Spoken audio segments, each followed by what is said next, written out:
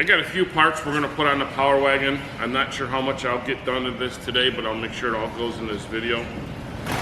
And then I'm gonna show you on the Power Wagon a few things we did. I've been thinking about it. First off, you're gonna hear a lot of noise from the roof rattling and whatnot. It's super, super windy out there today, so you're gonna hear a lot of creaks and whatnot, so I apologize for that. It's very windy.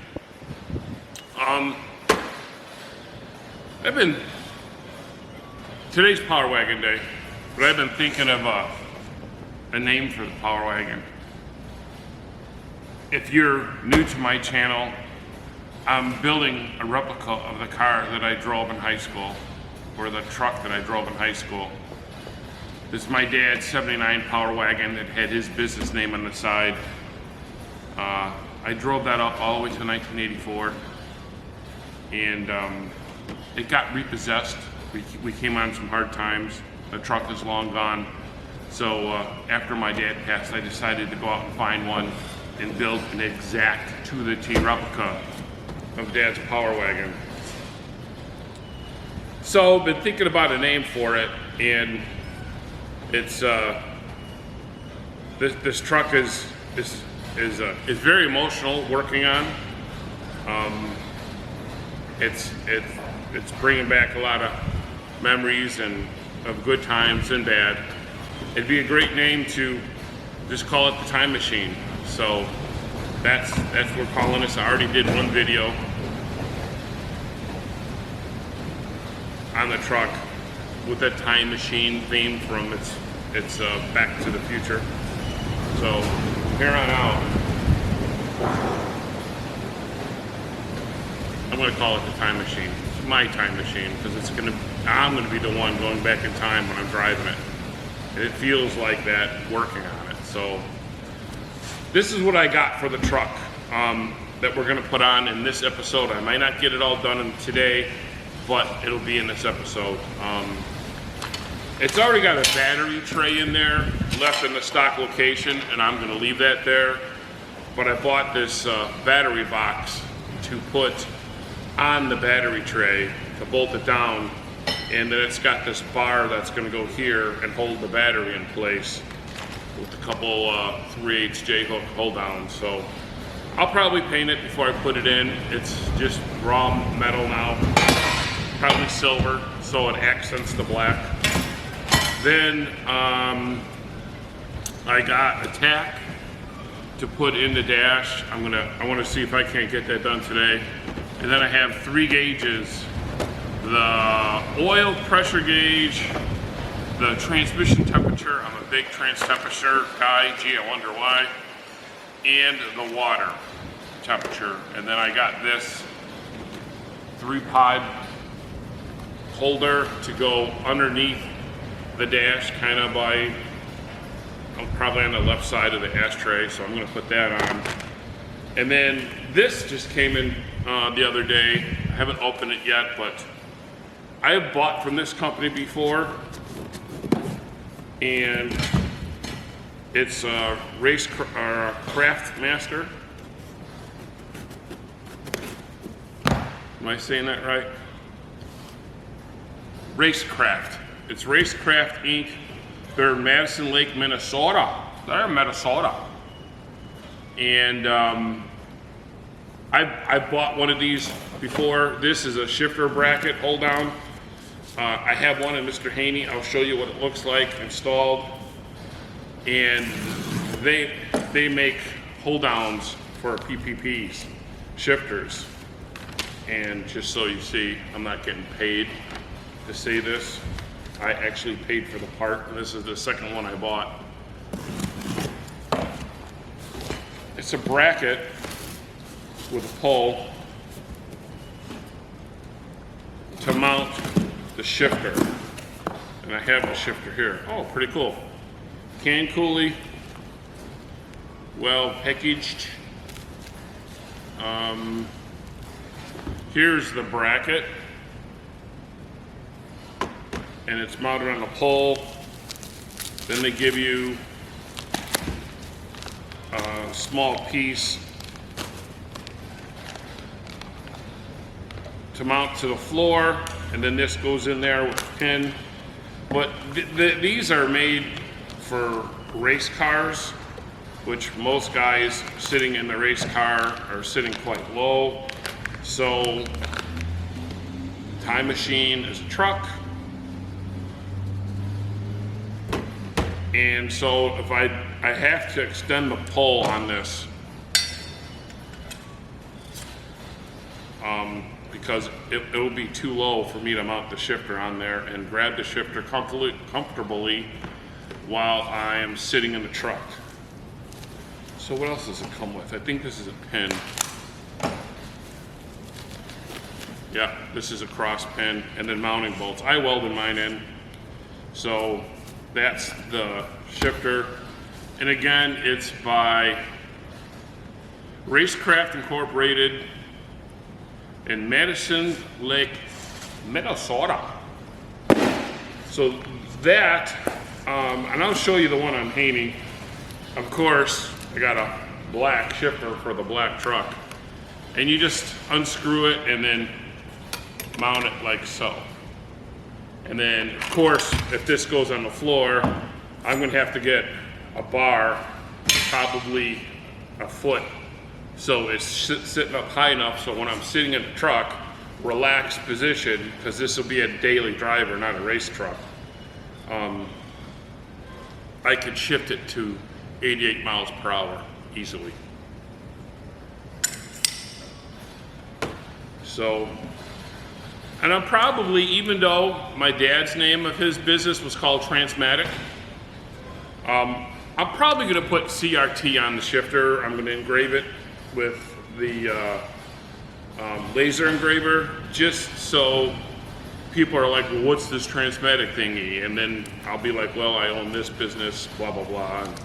So I'll probably put CRT on there. And I know this is a bit much for a street car, or I should say a daily driver, but that's the race car guy in me. And I like adding little things to it to make it look a little bit racy, and it's just kind of my life. It's just how I am with it. So, and then we'll see if they make a mounting bracket for a flux capacitor.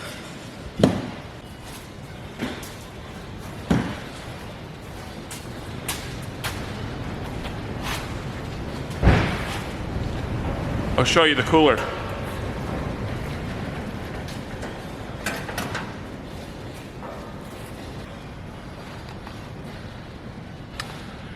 I got the radiator and the cooler in, and I ran some -6 line from the cooler to the transmission. And this was the cooler. I mean, it looks used because it is. There's still some bed bugs in there.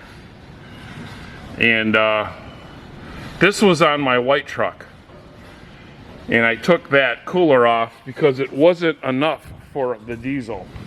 There's the cooling line. Come on, focus. There's the cooling lines. I got them running up there, away from the headers. And I still gotta, come on, focus, focus, focus. Still have to mount the shifter bracket, the shifter cable, the neutral switch, the speedometer, and get a drive shaft made, then make the exhaust. And then just about everything from underneath should be done. This is a 46 RE transmission with my reverse manual valve body, no trans brake, and it has a lock-up torque converter. I used a Ultra Bell to adapt this transmission to the big block.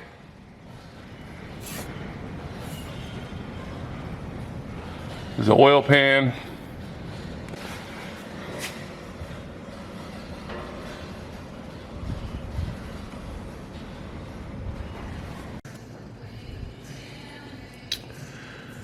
Well, I got the tack in, and I did the wiring with a little harness, and I put the grommet on there with a little zip tie, so when I go to find it, it's there. I'm not losing it. And as far as the wires are concerned, I'm only telling myself this in case I lose these instructions.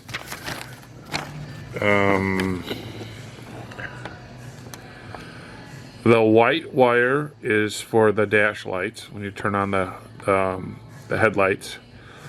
The dark blue wire goes to the negative side of the coil. The red goes to a fused 12-volt battery, and the dark blue goes to the ignition fused turn on. So that's my wiring. Light blue, dark blue, red and white. I like red, white, and blue wires. So that turned out pretty good. I can't test it because I don't have a battery in the truck yet, and I'm not going to hook it up until I do all the wiring. But I can take this and put it back in the truck and then go on to the next one.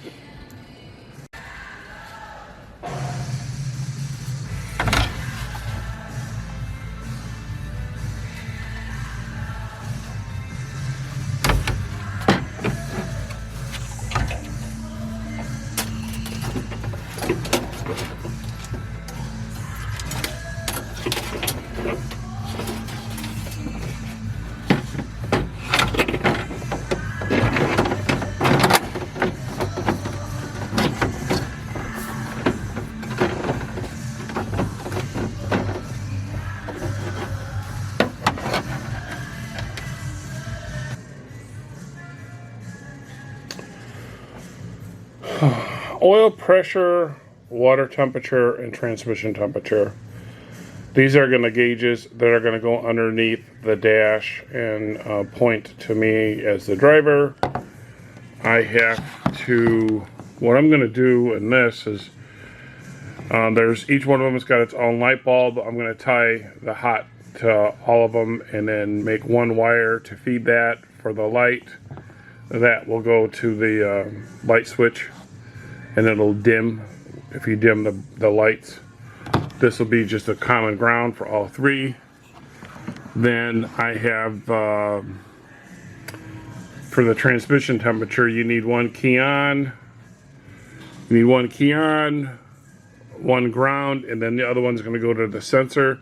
So I'm going to make a small harness for that, and I'll show you guys what that looks like when I'm done. Excuse my mess.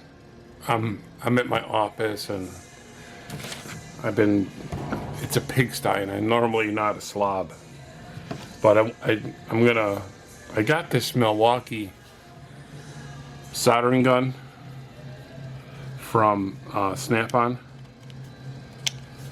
and did I leave it on? The battery's dead? Oh, son of a bitch. Oh, I guess I didn't. This is the best soldering gun I've ever used, and I got it through my Snap-on guy. I don't do a lot of soldering, and I think this battery's dead because the green light is flashing. I don't know, I haven't used it in a while, so we'll have to see how this goes.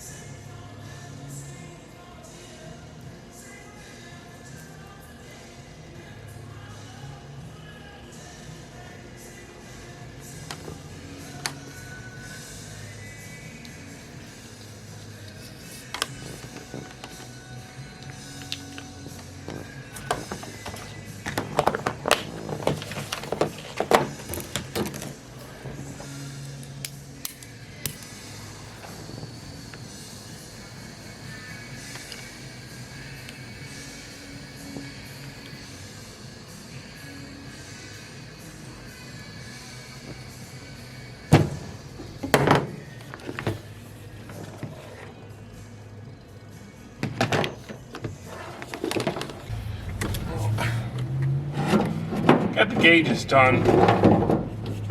I'm probably just going to mount them right underneath the ashtray. But before I do, I have to figure out where I'm going to put the shifter. And I don't have enough pipe between here and here, so I can't kind of mock it up.